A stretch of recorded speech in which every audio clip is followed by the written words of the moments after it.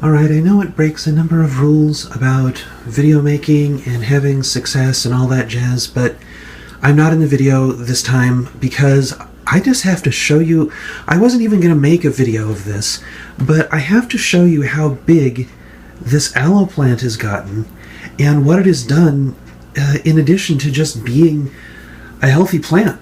So I planted this as this is in a really small, oh good lord, a very small pot at one point. A little ceramic pot that maybe came up to where my index finger is here, and about as narrow as the bottom of this pot. And it started out as a very little plant, and it's had several children since. And the funny thing about this is that while the lengths of the different leaves, whatever fronds, whatever they are, despite their length, this plant keeps having babies. If you look down here, you can see that there's this new plant starting. I don't know if I can get the right light on here. Yeah, no, that's even worse. Okay, so let's look right there. Yeah. Okay. So this is a new plant, and I wish I could get a better shot. Yeah, I know my fingers are in the way. That's its own little plant down there. You can see where it separates from the main plant there, and then it's this own plant over here. So I don't know what I'm going to do with this. I don't have room for all of this. Maybe someone out there can tell me, can you actually make healthy compost from aloe? Is there anything wrong with aloe when creating compost fodder, worm casting food, whatever? Maybe, I don't know, but I can't afford to keep both plants right now, especially since I'm going to be moving, and I want to, at least I have to trim this one back if I'm going to keep the big one. Well, I have to I have to trim out that leaf and this giant leaf over here probably. Oh god, that's tall. Alright, anyway, I'm going to be fidgeting with this tonight, but I'm curious if anyone has any suggestions. Now, I guess what I'll do, maybe I'll do this, depending on how I'm feeling, I might take this little plant and put it in something temporarily. And if someone here in the Chicago area wants it, I can't afford to ship this in any way, shape, or form. I don't even know how to ship a plant, so I'm not even going to try. But if anyone in the Chicago area, particularly in Edgewater or Uptown, wants this little bitty baby here with several different shoots, maybe I'll give it away. I don't know. But right now I've got to take care of this, because if I let go of this, you can see it starts to fall right over, and I need to balance this out a little bit, trim this back a little bit, and take out this little baby here so that we can have a little bit more health in this particular plant. So that's what I'm doing, and I can't believe I just spent 3 minutes talking about this one plant when I've got the whole garden over there. Yeah, that's another aloe plant and a basil plant, and over there where the reflections are, there's some chilies and some tomatoes and garlic. Oh yes, the garlic is in that itty bitty cup right next to the edge of the green planter. There are two. You know what? Let me just show you. Now, I don't claim to be good at this in any way, shape, or form, but here, this is one of the aloe plant's babies. It had another one, and I gave it away to someone in my building. This is the basil plant, and it has been recently pruned back a little bit. You can see how healthy the stalk is, and I don't know that. Well, I don't want to mess with the exposure, or else I'm probably going to stop the video.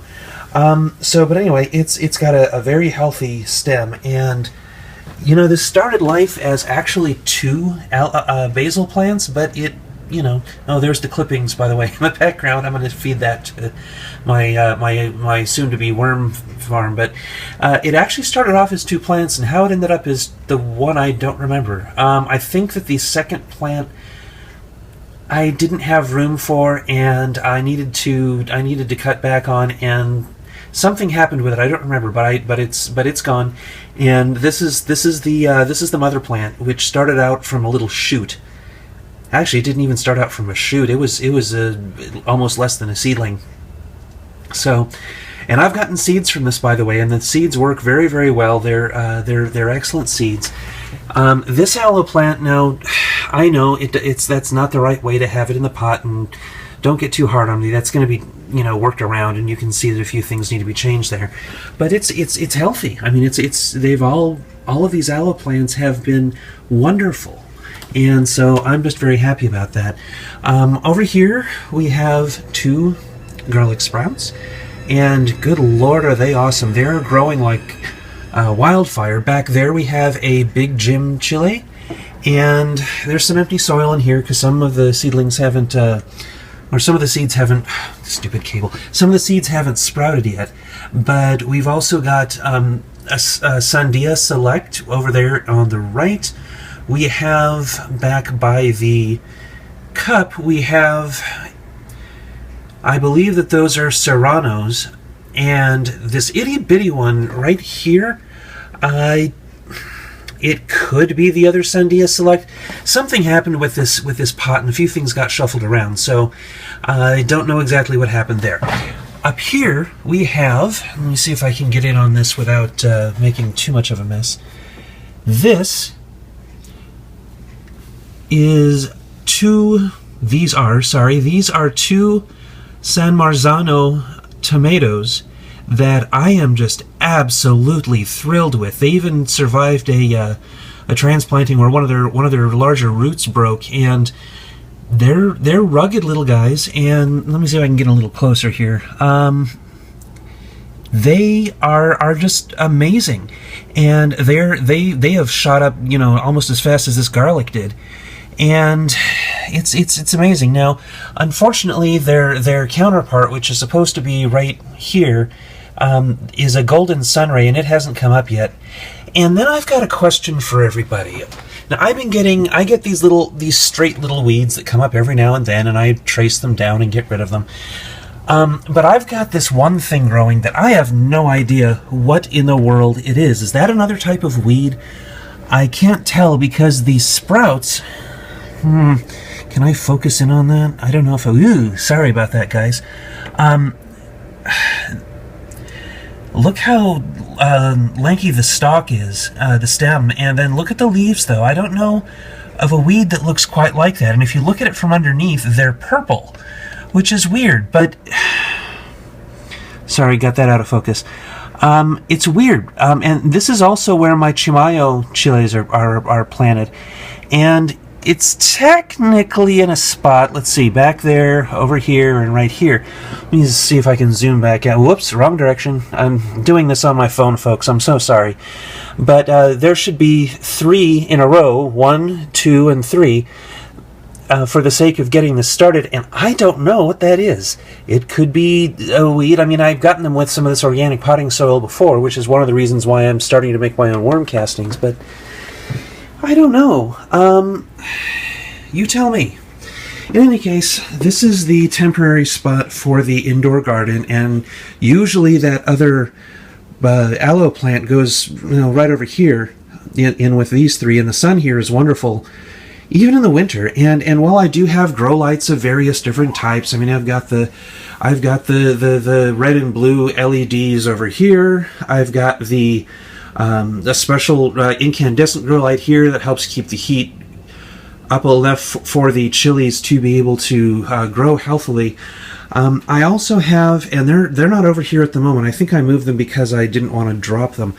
I've got some really, really low wattage compact fluorescent bulbs, and they're all right. I mean, it's just that they're low wattage, so unfortunately I'm not able to get much grow out of them. But these 2 lights, for the moment, are doing a very good job. And let me just turn on the red and blue LED. I love it because it glows purple. The only problem is, well, let me show you the underside here first before I do anything. This is the bottom here, and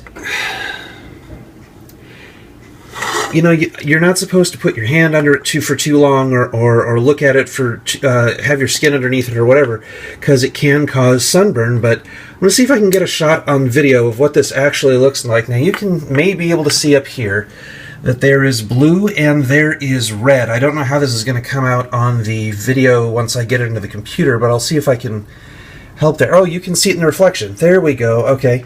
But it casts this wonderful purple light, and you can see it really washes out the soil. But if I try to get underneath there and whatnot, you can't tell the difference. But let me see if I can fake it. Finger is here. This bulb is blue, and this bulb is blue, and the one opposite is also blue. So, boy, goodness sakes. That's the LED grow light, and these plants just love it. Now, granted, this bulb was expensive. I got this as a birthday present, and I don't know if I want to spend the money on it myself. But generally, the way that you can actually get several high wattage compact fluorescent. I almost said compact flash.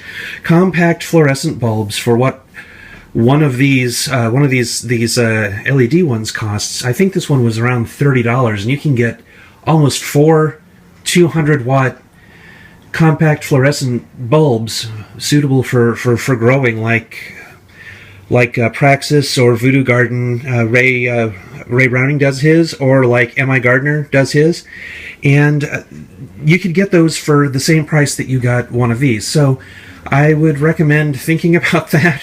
If you have some very generous family like I do, maybe you'll be able to get them to buy a few of these for you. But I would probably say that if you can afford the multiple CFLs, as far as, you know, setting up your wiring, and I know it's not really pretty. If you can get a bunch of those and really produce some wonderful daylight, you can probably do it for a lot cheaper than you can do with getting this $30-some-odd bulb. It's just crazy. Anyway, this is...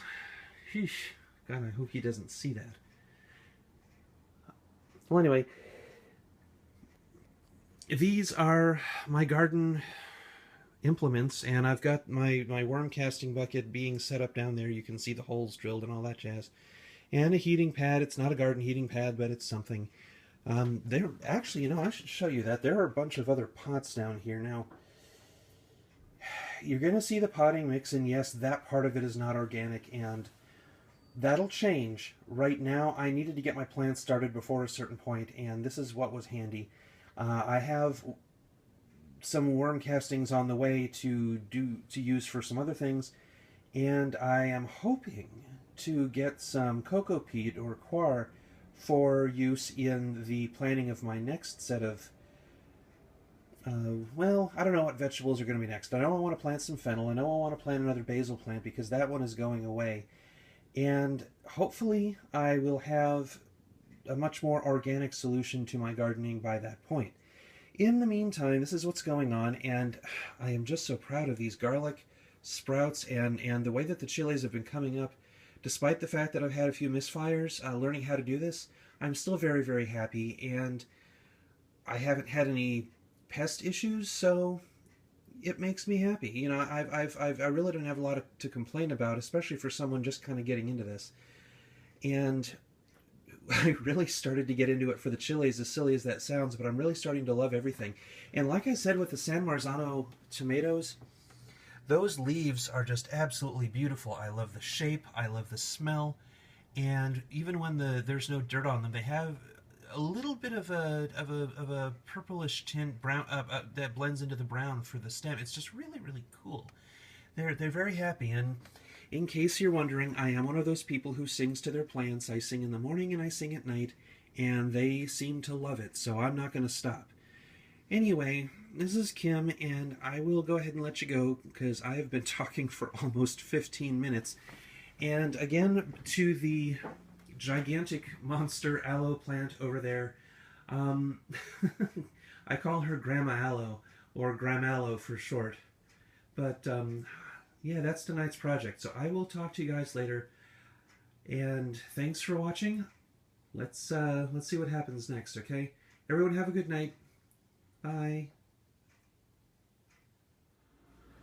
All right, I know that I wasn't going to do this, but after I know after dealing with the plants, these are the clippings off the aloe plants, and surprisingly, that's not that much.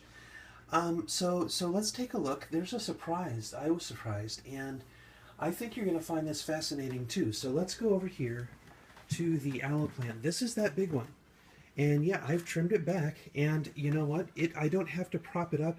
I mean, yeah, that's touching the wall, but barely, not for any support. It is supported on its own. And if I go a little closer, can I get closer? Yeah, take a look at that. So it's nice and well-rounded. Now, these were not root-bound. I'm very, very surprised. And when I took it apart, I thought that I would have problems with, this big cluster of root-bound stuff, and I didn't. What I did find, however, was that there were not just one, but two baby plants sprouting off of Grandma Aloe. I guess she's a mother again, too. But look at these. These are perfectly viable little, well, they're not exactly cuttings. They have their own root systems already. And when I took them off of the main stalk, they were very ready to grow on their own. So it was very pleasant to transplant these, and I've got, about 3 leaves there, and I've got like 1, 2, 3, 4, 5 leaves here. And these are going to be very good plants. I'm so excited for them because, yeah, this aloe plant started in something, well, very similar to one of those red pots in size, but they, but it kept, growing and flourishing. It's really exciting to see these plants as awesome as they are. So I wanted to show you that really quick. I gotta go, but I will see you next time, whatever next time is going to be. I'm not a YouTube personality, garden channel, YouTube channel person per se, but I will post videos of some of my gardening experiments. This is kind of weird science here, if you want to call it that, because it certainly isn't anything else. But I will see you next time, and I hope you enjoy the video as much as I had fun making it. Bye!